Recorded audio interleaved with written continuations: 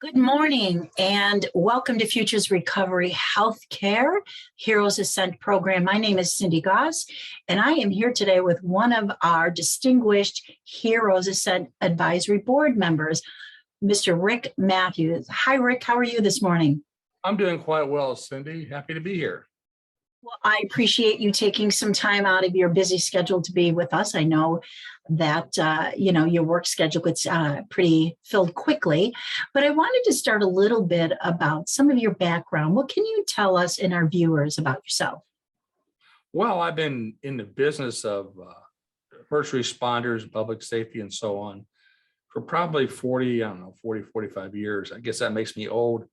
But most of my early focus was in EMS, worked a lot with fire service, and then moved on to working with areas of counterterrorism, security, intelligence, those kinds of things. But most of my early years were working with EMS around services around the country. And during that time, I've either been fortunate or unfortunately responded to several major significant incidences. I've had to had other people working in the same ways and kind of watched how this whole area of dealing with stress and mental health issues and stuff like that have taken their toll on emergency responders in general, EMS particularly, and how we've begun to address that as a community over the past couple dozen years. So that's been a lot of what I've done. I spent some time, like I said, went from working from EMS. I worked both on the street and then I worked in administration areas, supervision areas, and then a lot in training development and working with people that way. Then began to develop trainers. And in that process, began to develop people who would go out and work with other responders, other medics, and so on. And we began to talk about how we handle stress and those kinds of things. I recall it wasn't one of my runs, but I remember when I first got started in a major city in Midwestern part of the country, where there was a run where there was an EMT was on two EMTs were on a run, got to a big car accident, and there was 4 kids were killed in the incident. They worked the incident. They did their best they could do when they got done with it, went back to the station, and they promptly quit. Just walked away from the job, walked away from the career. Nothing was done for them. That was many years ago, in the early 70s or mid 70s. And that always stuck in back in my mind. And as we go forward from there, we begin to see other incidents like that happen. And we began to finally see work being done with that now. So that's been a lot of what my earlier part was. As I moved on to working in the area of Homeland Security and counterterrorism, sort of things like that, we still seeing people there working at different types of problems. Here we're seeing mixtures of people involved in major instances of active violence, those sorts of things like that. And then we looked at how we address those things with them, both from a technical point of view, tactical point of view, but also from a mental health point of view, because these people would have to go from one incident involving active violence or issues to other instances. And how do you do that? How do you transition? And we found that out over the years that was a problem. How do you deal with that? How do you get people to go from one to the other without having to take a big pause for a break? So a lot of my career has been going around those kinds of things like that. That's the short of it. Well, you know what? You certainly had a long career, and we do thank you for your service because I know people's lives were impacted and affected. I recall when I met you was in Albany, New York. I think I attended a training. It might have been a counterterrorism training that I was invited to, and that's where I first met you, and then kind of got recruited for your Homeland Security job. Yeah, I was brought to Albany by actually Homeland Security asked me, U.S. Homeland Security asked me to come up to help the great state of New York out with some training issues and dealing with multiple disciplines and cops, robbers, fire, health, so on. I met you there. And we helped them develop some programs on how to do better training and got moving that at that time.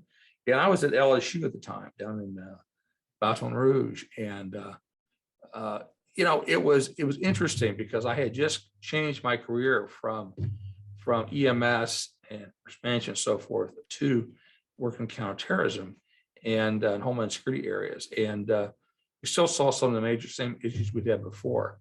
I remember when I was in EMS, I remember in Oklahoma, I worked the Oklahoma City bombing, Murrah Building bombing that morning. I was about 50 miles from the the city and went up there. And, there's nothing prepares you for that. I remember getting there that day and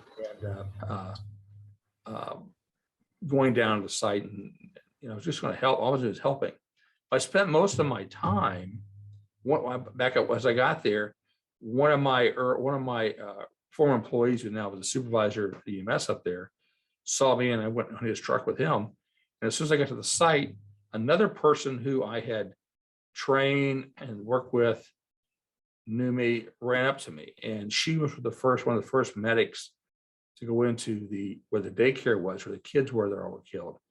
And I spent actually most of my time, or a good part of my time, early part of time with her, talking with her, because she's talked. She wanted to just talk about what happened to her and how it was affecting her, and it had most definitely affected her. And, and me, I was looking at all this stuff. I was kind of numb. But I remember working it, and I remember going home and realizing that, I too needed to talk to people. So I found people I could talk with, and, but it was a major thing. It was a big deal. And, you think about those kinds of things and how that happened. And, up there, we did a lot with peer work and stress and mental health issues that was put in place by the second day for responders. So people there addressed it pretty well as people went in, went out there. But that was a whole country was really shaken up that day. I mean, nobody in the country thought about terrorism hitting us at home. And hit there in Oklahoma City. And I've been some other issues like that. So I remember those kinds of things. I remember then addressing that as we went on. How do you do that? How do you work with people?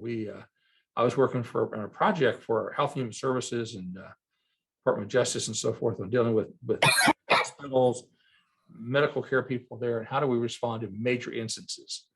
And this was in 2002, 2003, and one of the things they wanted me to look at was how do you do with a biological? So we planned on what would happen if a major biological event occurred, and with contagious people, stuff like that, and what's that do to hospitals and people, and how does that affect their mind and their stress levels at the same time? So we worked on how they should work their hospitals with it. This is all new stuff, hadn't been done before. And as we work through the training with it, we start seeing people, really seeing areas where probably stressors would begin to work in on them. And how do we begin to get ahead of that? And so we're going to talk about it there. We didn't know we were going to have a pandemic here this past year, but our training was dealing with a pandemic. And so you think about that. You never know when that's going to happen in our business. We never know how to prepare for that. And that does occur. So, and I jump ahead, and I was in LSU. We had a little storm, Katrina, and watched people there and watch how we responded to that. And it was a major, again, it's another thing that shook you up your home, from your home. So our home area is also made a lot of problems. The people working that were having issues. And I remember trying to help as we worked on professionals and volunteers working in the medical area of it, how to help them deal with their mind, and their emotions, because it was tough. There's a lot of things going on there. Nobody had planned for this either. Nobody prepared for that either as well. But we did that. And, you learned a lot over the years of doing that, about how important this is to think about it. And then how we have to burn that into our DNA. We've got to work at this at training people from day one on, that those kinds of things can happen, and that we have to begin to help train them to be ready to handle those kinds of things themselves, Right. From the day one. And we have not been doing a good job of that in the country. We've not really done that very well. We always kind of figure we'll get to that later. And unfortunately, later sometimes never comes. And so we have to do that. So I've been spending a lot of my time talking with people, work with them, trying to get that into their programs early. So at least people are acquainted with the fact that they know things like that can happen, and they understand how it can affect their decision-making, can affect what they do, how they think. What do you think are some of the barriers why a EMS worker would not seek out help? Well, the biggest one, EMS is like all the rest of them. Nobody wants to admit they have a problem. And it would fire, cops, EMS, whatever. But early on we started looking at these things. We devoted most of our time early in looking at police officers, as you would know. And then we looked at fire and so on. And EMS was always an add-on. EMS was always just, okay, they're there, they're the ambulance people, and that kind of thing. And, you fight it all along because of the career area and path on it, but they're never thought about usually in these kind of programs right away. Or they're thought about that they need to do this all the time, and so they're used to it. And that's crap too. I mean, that we do it a lot. Doesn't mean you're used to it. And you get repetitive stressors that continue to happen. And, you can only take on so many. I mean, if a kid dies and you have kids, I can promise you beyond a shadow of a doubt, you need to talk to somebody. You just got to do it, because it's going to, sometimes all you have to do, I had to do is go home and find my kids and talk to them a few minutes, realize I'm okay. But I knew that, and I knew to go do that. Not everybody knows to do that. So we just haven't addressed it yet. And EMS training has always been limited. So many hours getting all the clinical stuff in, and nobody really could figure out how to squeeze these other hours in and how to deal with emotions, mental health, that kind of thing. So we got to do that and continue to do that. And it's not a sexy program, so people don't want to add that on later. Right. To, Sure. It's just something I know in most art, like as you said, things are changing, times are changing, the thought process changing, that it's now become a normal part of responding right. to your own staff. And I know we had reached out to you and asked right. about your availability to work with us at Futures for our Heroes Ascent. Oh yeah, specialized program for all first responders and military veterans. And I just wanted to ask you, as we finish up, why did you agree? What about your intentions of helping Futures recovery? Well, I mean, obviously we need to do this. I mean, I've seen what happens when we don't do this.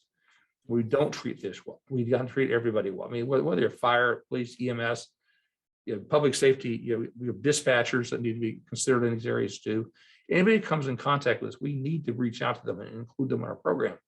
Now, I've been there, I've seen it, done it, and felt it, and I know that others need it too. And so the only way to make that happen is to get in and do this. So if I saw it as an opportunity, sure, it's what I do. Happy to do it. I look forward to it. And the thing about Futures is that, to me, when meeting people, they're relaxed about it. This is not something where they have to try to put on a happy face about doing this. They're caring people. They talk to each other. They are, again, they're into it. They understand that it crosses all areas of responders at the same time. And it wasn't like, when I was there, it wasn't like I was being given a sugar-coated, facade over what they do. It's true, it's real. And that's important, because if I can tell, if a responder can think about it and thinks that the person trying to help them isn't really into it, isn't really being open with them and closed, they're not going to open up either, and it's not going to help them. So they got to trust those people. So there you go. I trust them. We know, working the streets, we know what to trust and what not to trust, and our gut is like almost immediate. So I think the location, the people, and the feeling safe. Many people say, I want to go, but I want to feel safe. I don't want to be exposed to people maybe that I've arrested or worked on, or that are going to violate who I am and my confidentiality, and are people going to know that I've been in rehab, or I'm in treatment, or I got a mental health PTSD issue. So it's important, and the integrity of the program that protects that, is what we do 100% to protect that, as well as a safe place that they can land so that they can trust and open up and get the help that they need. Well, I think everybody affiliates with them who's a caregiver within our program has that. They offer it. They're trustworthy. They offer that out. When you get to the facility themselves, you really don't feel like you're in a place that's there to help them, their mental health. You feel just relaxed. Like you said, safe. You can breathe the air. People around are nice, and that helps a whole lot. So yeah, I think that's a big part of what Futures brings to the table, and encourage more people to look into it. And I've been doing that. Well, you know what? We appreciate you. We thank you for the service that you have given, and we look forward to working with Futures with you. And thanking you for your time out of your busy schedule today to share a little bit about your experience with us and the importance of making sure we take care of those who care for everybody else. Thank you for having me. Absolutely committed to the program. Anything I can do to help, I'm here for it. Thanks. Awesome. Thank you, Rick. You have a great day. God bless. You all too. Bye-bye.